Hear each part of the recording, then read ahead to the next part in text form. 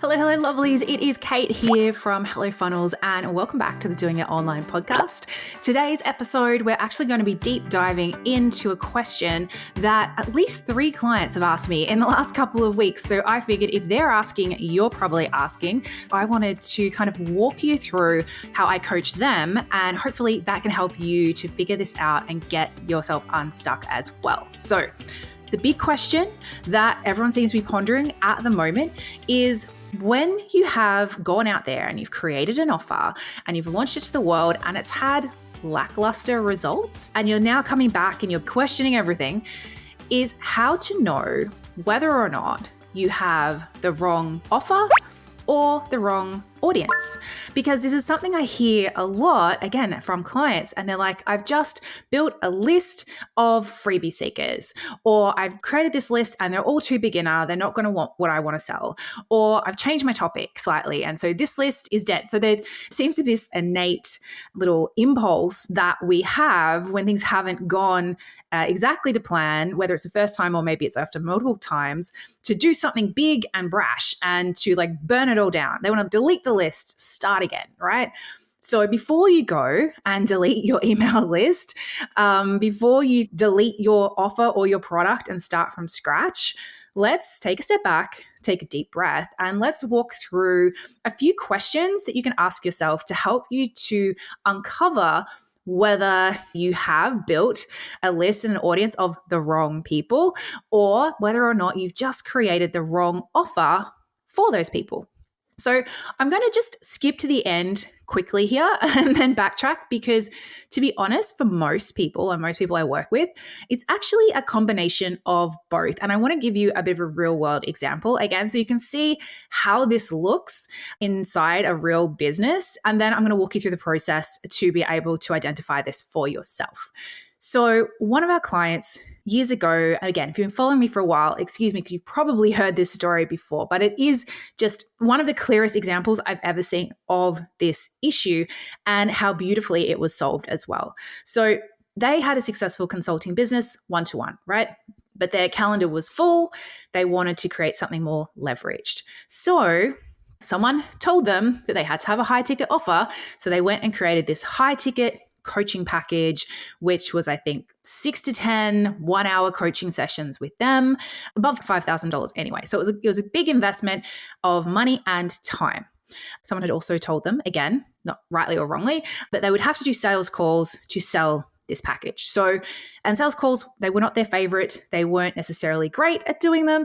And so they're probably having to do around about 10 sales calls. So that's 10 hours to make one sale. And then when they made that sale, they then had another 10 hours in their calendar. So this was a person who really was like, I want more leverage. I want more time. I want to free up my time and yes, grow and yes, make more revenue. But time was like a really big value for them. But they had created an offer that needed to be delivered and sold in very time consuming ways. So for them, it wasn't a good fit. And then for their audience was really busy, generally stay-at-home mums or working mums, juggling multiple kids and work life, all that kind of stuff. And I think we all know that mums, sadly, don't necessarily value themselves and their health. Like, this was an offer that was helping those mums to get some energy back. They know it's a problem, but on their huge list of to-dos and things they need to fix and solve, it's usually down the bottom. And when you've got young children, if you are a stay-at-home mum, if you're in a single income family or you're single or whatever it is, usually money is being spent on so many other things. And again, spending a big chunk of money and a big chunk of time on making you feel better is probably very low down on your list of priorities. So there was a real mismatch here. They wanted that solution, but they didn't want it in a way that was going to take them 10 hours of calls in the calendar. They'd have to juggle around daycare and all that kind of stuff. They didn't want it in that big of an investment. They needed something that was going to work around their crazy schedule, something that wasn't going to feel like they're going to have to go and chat with the partner or take out another credit card to be able to afford, something that was a much easier yes for them. So looking at that as an example, what they did, they went away. They were still wanting to solve the same problem, still wanting to help the same person. So they didn't change their audience. The audience was fine. They were actually thinking that, oh, it's the wrong audience. Well, it was the wrong audience for that offer, but actually the offer was also wrong. So it was both. So what they did in this instance, rather than go delete their list, start again, and try to make this offer, which they weren't really excited about themselves, happen, they went back and go, well, what can we do? And change to our offer to actually make it work for the list that I have, and also for the lifestyle and the outcomes and the values and the things that they wanted as well. So they made a DIY style offer that didn't have any one-on-one coaching, that could be done at their own pace. And because of that, could be significantly lower investment as well. And it went gangbusters. They were selling, I think, up to 20 a week versus selling 1 or 2 a month. And they didn't have to be doing any sales calls, any of that. Totally freed up their calendar and totally changed their business. So this is why I harp on about this stuff and why I really wanted to do this episode today, because I think that if you are in this place right now where you're like, it just feels stuck, everything feels hard, like people aren't lining up around the block to get your offer. Is it the offer or is it the list? How do you know? It sounds like you're in a very similar situation. So let's walk you through some questions, some ways to self-diagnose. We have a full version of this. We call it the Hells Yes Offer Audit that we take our clients through. I'm going to kind of give you some like cliff notes, okay? So to start off with, is it the wrong offer? So as you've already kind of seen, when you are looking at your offer, at how much the investment is, how much time is needed to take, the actual promise of the offer. And then you look at, okay, who is the target market? Who is the ideal client for this? Like, who am I trying to help here? And then just sort of sense check it and go, well, how much time do they want to spend on this? How much time do they have to spend on this? How quickly do they want their results? How much are they wanting to do it themselves versus wanting someone else to do it for them? Because the reverse can be true when you are going for different audiences, maybe audiences of, maybe you're targeting CEOs. CEOs are very happy to outsource, to delegate. They know how valuable like every 10-minute block of their time is. Not saying that theirs is more valuable than other people's, but they know it to a monetary sense. So they're happy to spend the money to speed things up and have people do stuff for them. So if you were creating an offer that was very much, let's go through this process and you're going to learn, spend a couple of hours watching videos every week, and then you're going to do homework, and then you're going to do it yourself, and you're targeting that person, they're going to be like, no, thank you. Can I outsource this to someone on my team? If not, then I'm not interested. So you just have to do that. Number one, sense check it. And if you have to go back to the drawing board, quite often it's not even a matter of recreating your program. It might be just tweaking how it's delivered. Looking at if you got one of those programs that I call a kitchen sink program, where you're teaching people like hundreds of hours of videos, thinking that, more content is more valuable, and you're targeting people who are time poor, maybe you can go like, can we just condense this down to the real juicy stuff? So that's step number one. Is there a match between the people you really want to help and the way they want to be helped? Is your offer a match for that? Next is you have to now look at you. Like, how do you want to show up? How do you want to sell? I mean, most people don't love selling, but there's probably ways of selling that you enjoy or are happier to do more. Like, some people love doing live launches. I personally think those people are insane, but that's fine. It's just not me. Other people love doing sales calls and love having that, that one-to-one connection. They wouldn't want to lose that. Great. It's all about finding this happy place between how you deliver, what they want, how you sell, and in that middle is your Hells Yes offer.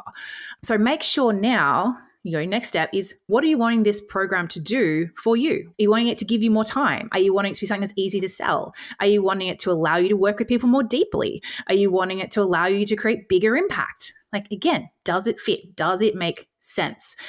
You might have seen someone's told you that you have to have this type of offer or this price point or this thing, and all these shoulds are not taking into account you and how you want to run your business, what you need to actually be doing to be successful.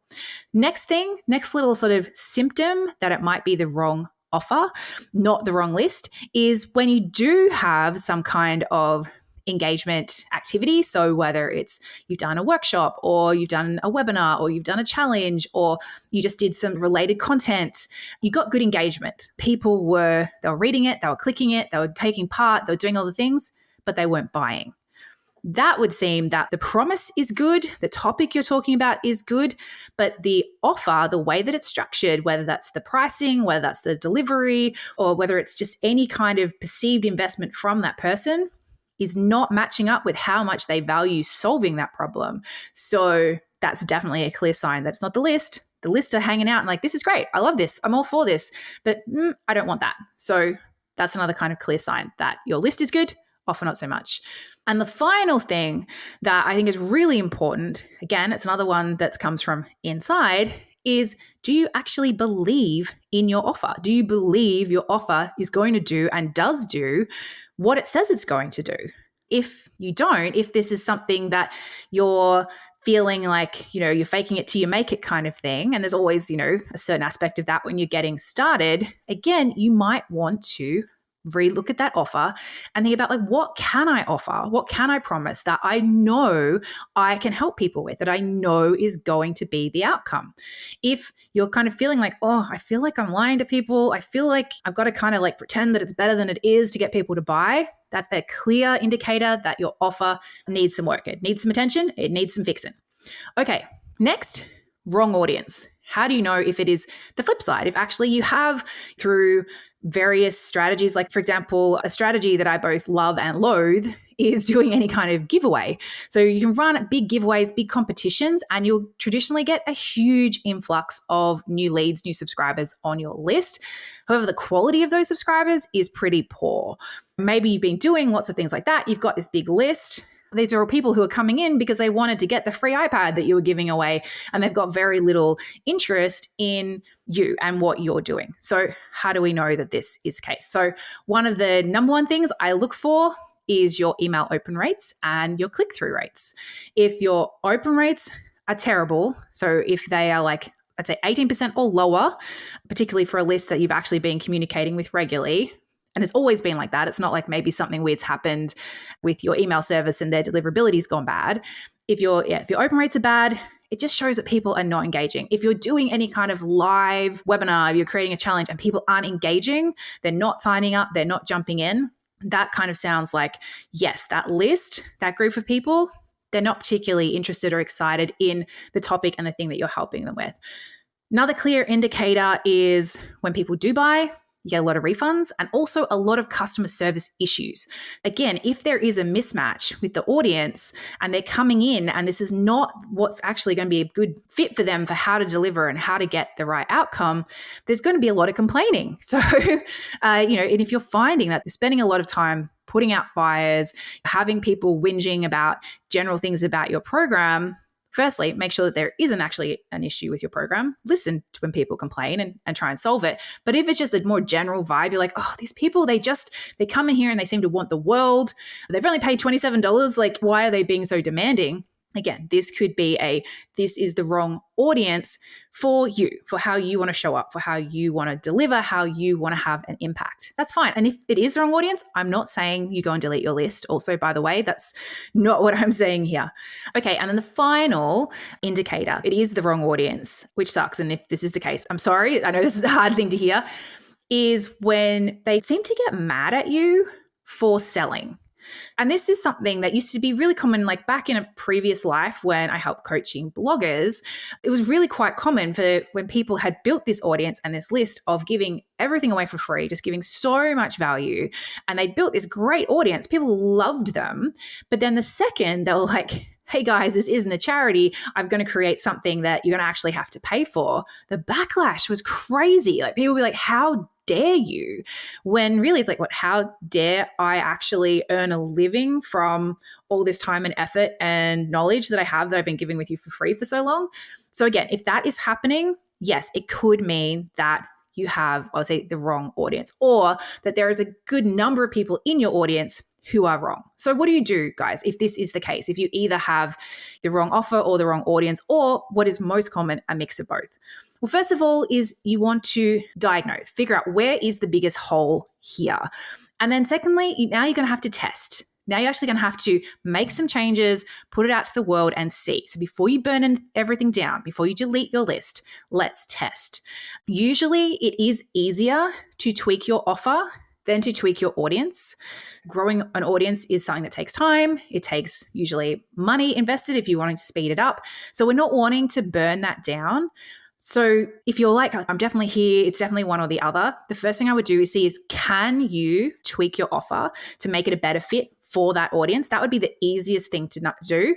But always, always, always make sure you're putting that sort of layer over the top of, we're not just doing this because we want to make some easy money and it's the easier option. Like, I'm all about building businesses that last. Like, I want you to have a business that has offers that you love and you love to show up and you love to deliver and you love to market for years, not just for the next 6 months.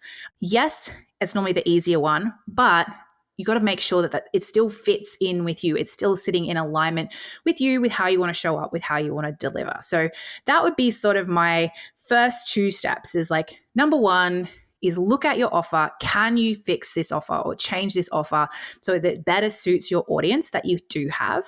Number 2, run it through that filter. Is that going to work for me? Does that feel good? Am I happy to show up? Am I happy to deliver like this? If I get 1,000 customers in the next 6 months, is this going to feel great? If it's a high ticket offer, probably not 1,000 customers, but if I get a lot of customers, am I going to really love this? And then the third step is just test it, guys. You got to get it out there. You got to relaunch it or do a webinar and just show the new offer at the end and just see, does this work better? And if it does, great. Double down on that. If not, back to the drawing board, tweak, test again. We're all mad scientists here, guys. So anyway, guys, I hope this was helpful. I hope that you've had a lot of aha moments. I hope if you've been listening and you are having some issues with your conversions, with making those sales, that you've been able to find at least one thing to go and implement to help you to make more sales, to help you to find that thing that's keeping you stuck. Get it unstuck and get moving. And if you loved it, if you do have ahas, make sure you let us know, snap a screenshot, share it over on Instagram, tag us at Hello Funnels, or just leave a comment below. Otherwise, guys, I'll be back next week with more nerdy goodness. Until then, have an awesome week and see you then. Bye.